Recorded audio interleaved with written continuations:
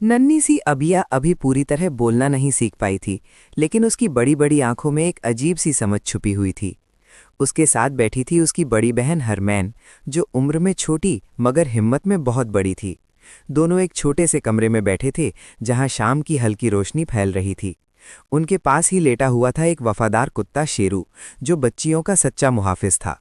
शेरू की नज़र हर वक्त दरवाजे और खिड़की पर रहती थी। अचानक बिजली चली गई और कमरा अंधेरे में डूब गया। बाहर तेज हवा चल रही थी और पर्दे जोर जोर से हिल रहे थे। अबिया घबराकर रोने लगी। हरमैन ने तुरंत उसे अपने सीने से लगा लिया। डरना मत अबिया, मैं हूं ना, और शेरू भी। इसी वक्त शेरू उठकर दरवाजे के पास खड़ा हुआ और हल्की सी घर्राहट निकाली। हरमैन ने देखा कि दरवाजे के करीब एक सांप धीरे धीरे अंदर आ रहा था। हरमैन का दिल तेज धड़कने लगा, मगर उसने हिम्मत नहीं हारी। उसने अबिया को मजबूती से पकड़ लिया। शेरू जोर से भौंकने लगा और सांप के सामने दीवार बन गया। सांप कुछ पल रुका, फिर धीरे धीरे पीछे हट गया।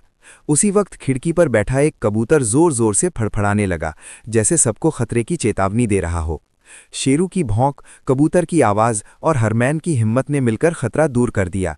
सांप वापस जंगल की तरफ चला गया। थोड़ी देर बाद मम्मी घर पहुंची। उन्होंने सब देखा और हरमैन को गले लगा लिया। शेरू के सर पर प्यार से हाथ फेरा। आज तुम सबने मिलकर एक दूसरे की हिफाजत की है। अगली सुबह वही कबूतर फिर से खिड़की पर आया और गूं गूं करने लगा। अभिया उसे देखकर खिलखिला उठी। हरमैन ने मुस्कुराते हुए कहा, देखा अभिया, जब दिल साफ और वफादार हो तो इंसान, जानवर और परिंदे सब एक दूसरे के मुहाफिज बन जाते हैं। कहानी का संदेश: वफादारी, हिम्मत और मासूमियत मिल जाएं तो हर खतरा हार जाता है।